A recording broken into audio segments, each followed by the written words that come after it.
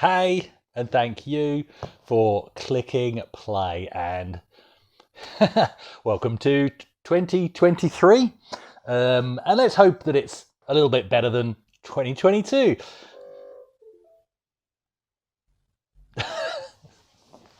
Good start. So in this video, I just want to go through very quickly what I see happening on the channel this year, and then just share with you a few pickups, which is fantastic. And also some projects that I'll be working on this year as well. So firstly, the channel, first and foremost, I just want to say thank you to, all the regular viewers, the viewers that just pop in just because there's one, video that I do that's of interest. You're equally valued as well. Those that watch it because you like the topic, those that watch it because you like me, I really don't care why you're watching. It is just a hobby, okay? And so one of the first changes is... now that I'm involved in This Week in Retro, there is work involved in that, and that is equally a hobby. Still got a full-time job. This Week in Retro doesn't pay. This doesn't pay, but I have enabled monetization on my channel now that I can, and that's mainly because what I noticed was on my own videos, YouTube was automatically turning on ads, and the only way I can gain control of where ads appear is if I take control by enabling monetization. Not being paid a cent. Absolutely not being paid a cent. Because what they do, they don't pay you until you've made $100. I don't know that it's ever even going to make $100 anyway. So basically that's the reason why it's monetized. I have also enabled super thanks. I'm not asking you to use it. I'm not telling you to use it. I'm just saying, in case, somebody points a finger at the features, I've done that. It's like putting a hat out, and, for somebody to put tips in. I actually don't know how it works. So that's there as well. So the other big change, now that I've said all that, is because being involved in This Week in Retro, in my view, that takes priority. And I never meant to be doing weekly videos. I just ended up doing weekly videos on this channel. So please don't expect weekly videos. Part of me wants to scale back. So let me explain how the hobby works for me at the moment. I have plenty of games to go on with now. Yes, there's more I would like to get, but I'm in no rush to add to the collection, to be honest. I wanted to get back into reliving some of the nostalgia. What holds me back from playing the games is I've been wanting to share those first thoughts of returning to a game with the channel. And so I've got to be in the mood for setting up which particular system it is that game is for. I've got to be in the mood to play that particular game, and I've got to be in the mood to make a video, and all three of those planets have to align. And so that holds me back. I look at the shelf and I go, yeah, I'd like to play that right now, but I don't particularly feel like watching a video, making a video, so I don't play the game. So the video making is kind of... I wouldn't say it's taken over, but it's towing that line, and I don't want the video to be driving my enjoyment of what I have. So what I'll do is, there are certainly some games that spring to mind that I do want to share my initial revisiting with you guys. But other than that, there's not going to be a video on every game. I will potentially do it, but I just want to get on and play it, is what I'm rambling about here. I just want to play with my toys. All right, so... yeah, and part of that is some weeks I might just feel like playing some games and not making a video, so there won't be a video that week, or I might actually have something else in my life to do that week. I'm trying to break this habit of I need to have time each week to make a video. I don't. It's a hobby, so don't panic if you don't see a video any particular week. Let's say I will try to bring you a video once a month, and anything over and above that is a bonus. I think that sounds fair, okay?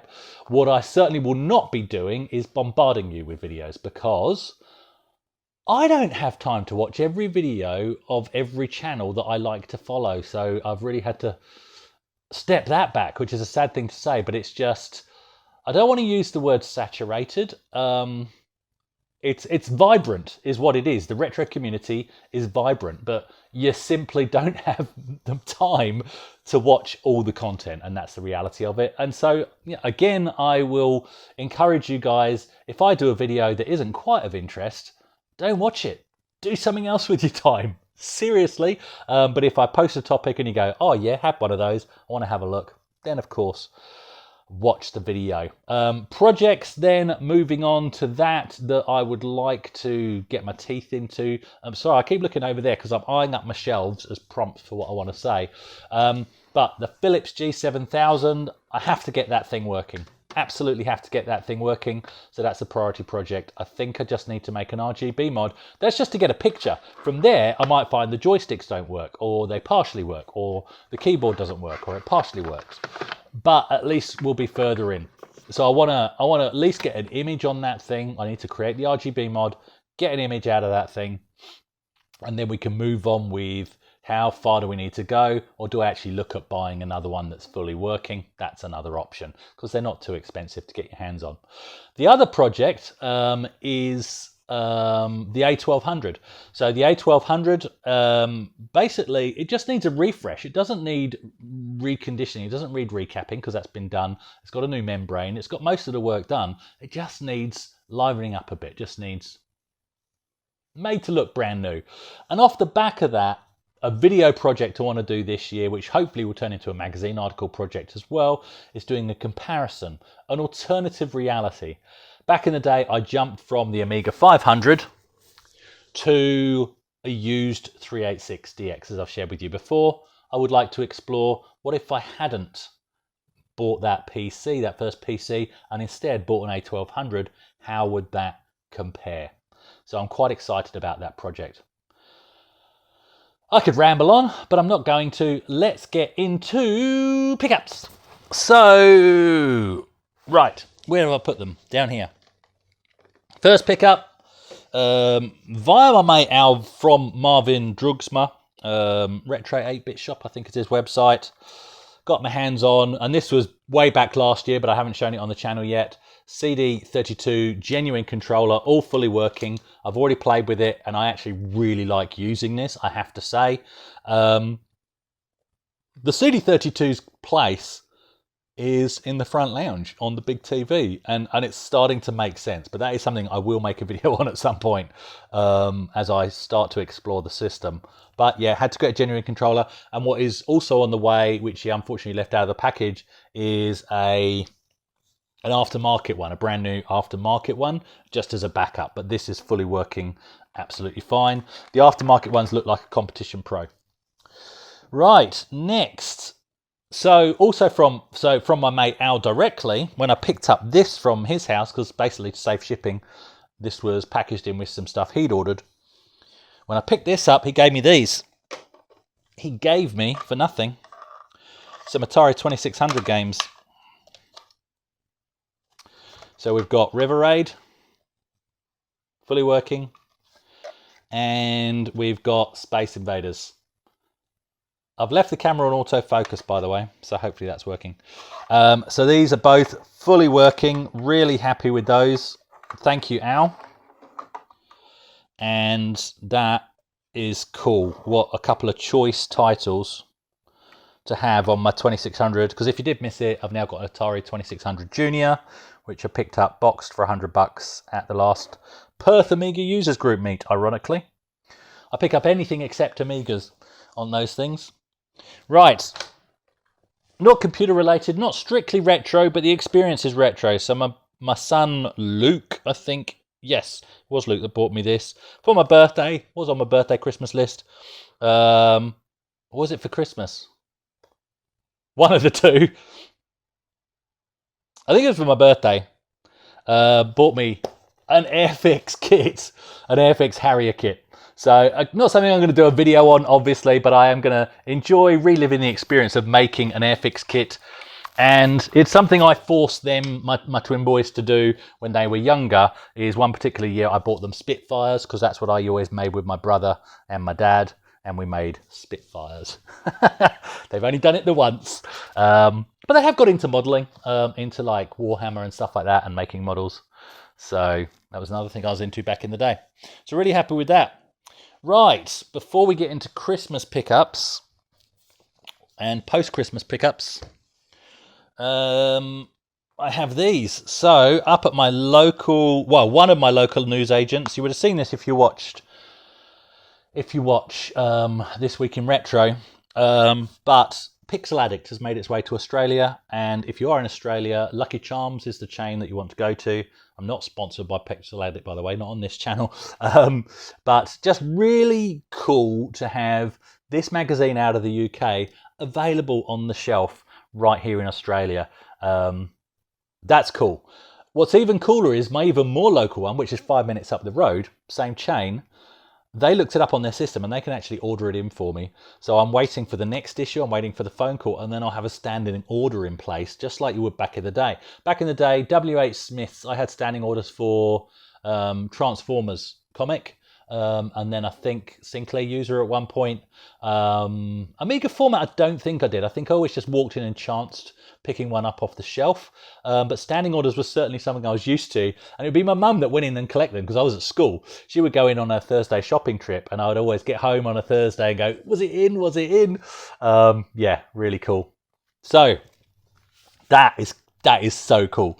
Also, just because I was behind on Amiga Addict, I got them to do a bulk delivery for me, bulk order, so I could sort of combine the postage. And I've got issues, well, I'm up to date now, but basically I've got issue 16, 15 there, 14, and 17 is the last one that came out at time of recording. So, and this is the Christmas special. So a couple of things I want to point out. I don't want to lose the label for the cover disc in here, but not too far into this. Oh, this is so cool. Not too far into this is, he says shamelessly, where is it? It is page, might be a jump cut here. Page 22. There's an article. So Andrew from the magazine actually interviewed me on why I collect and why I do a YouTube channel. So yeah, really cool little piece there.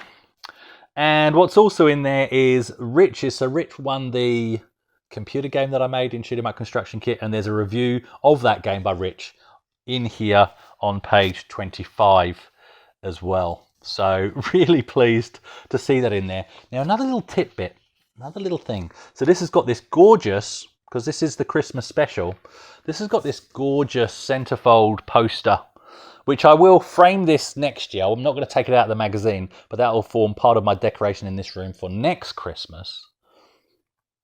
And it's a beautiful scene. Get the magazine yourself so you can have a look through. But just a couple of things that, you know, are really key. You've got two-player stunt car racer happening there, and Amiga on the floor there.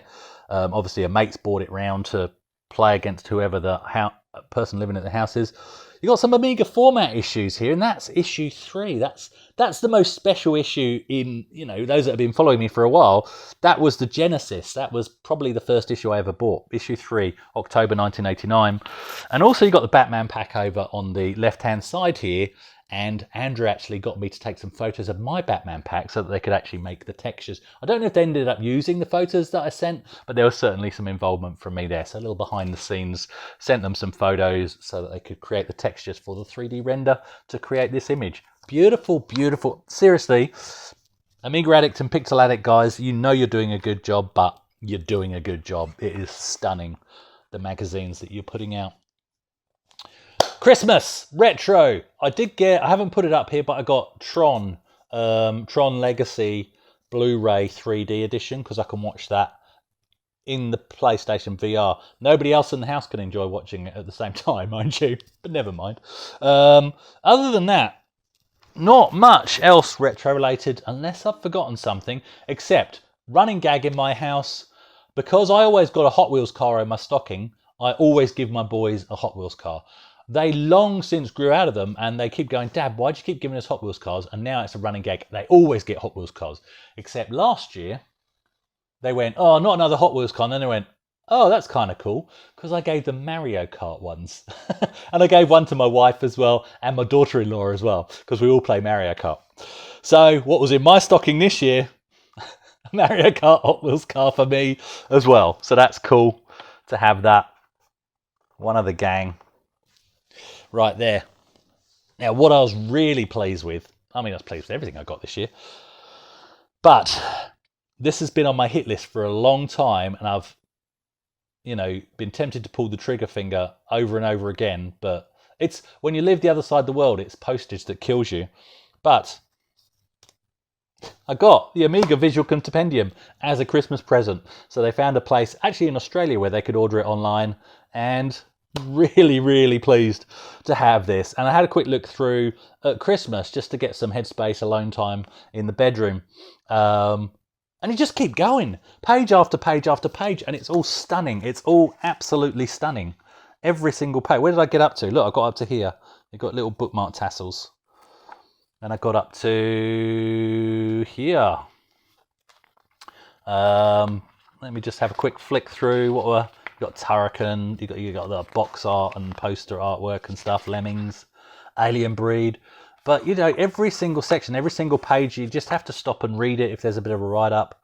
Really, really cool. You just keep flicking through. So I've now got this one, and I've got the Spectrum one. Those are the two that I've got. Not going to buy every single one in the set, but that's a cool one to have. Love it. Absolutely love it. Right. Now, so lastly, my mum, bless her, who is in the UK, she's always gives us some birthday and Christmas money, just like back in the day. And so I knew what I was going to do this year. I saved it together, so I didn't spend my birthday money. And once I got my Christmas money, I saved it for going to the shops after Christmas, just like I would have done back in the day.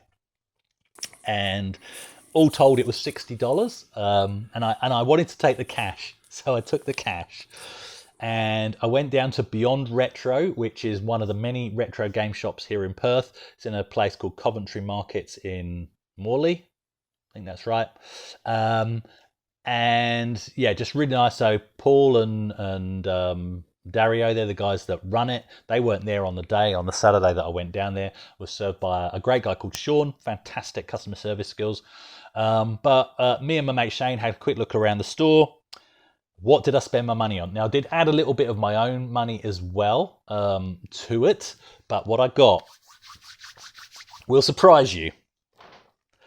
And a little bit of overlay of the shop as well, by the way. So, I mean, the shop is, there's many great retro shops. This is one of many here in Perth. But you'll see here, you got Master. It's just great to see these things on the shelf in their sections.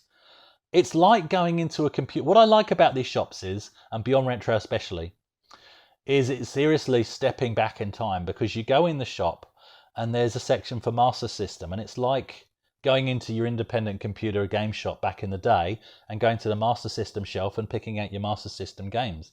And it's trippy. Even though they're used, it feels like a brand new experience. It literally feels like traveling back in time. So you've got Master System, you've got Mega Drive, you've got, obviously more modern stuff like PlayStation, all of that. Lots of Atari 2600 stuff, lots of SNES, N64, big box PC games. There was an ST game, and I think there was one Amiga game, nothing I wanted. And then there's sometimes other items like, toys, Optimus Prime trailer, stuff like that. Just, yeah, really cool, really cool. And anyway, let's see what I spent my money on. And like I said, I did add a little bit of my own as well. Okay, got them all in the bag. Got them all in the bag here, by the way. Oh, by the way, so, oh no, I'll show you that afterwards, otherwise it'll spoil it. So, no particular order.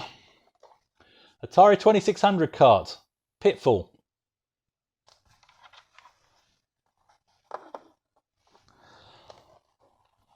Atari 2600 card, Asteroids.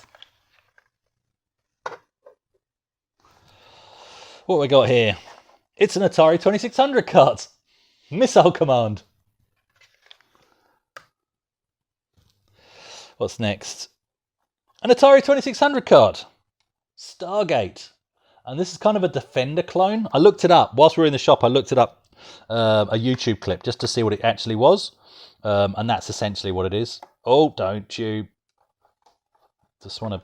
There we go. Even some stuff out here. Stargate. Right, what else we got? Okay, so the other stuff in this bag. An Atari 2600 cart. Tomcat. I'll explain why. Stand up. An Atari 2600 cart. Commando.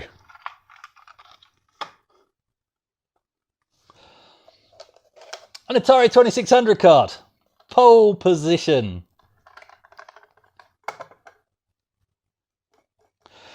And an Atari Jaguar game. Alien, but no, it's not really. An Atari 2600 cart. Combat. So, look. So how many have we got there? So we've got 1, 2, 3, 4, 5, 6, 7, 8, 9, 10. So I bought 8 at Beyond Retro, plus the 2 that Al gave me. Plus I've already got the 32-in-1, which does include combat, I know, before anybody points that out. And the pinball game, Midnight Magic or whatever it's called.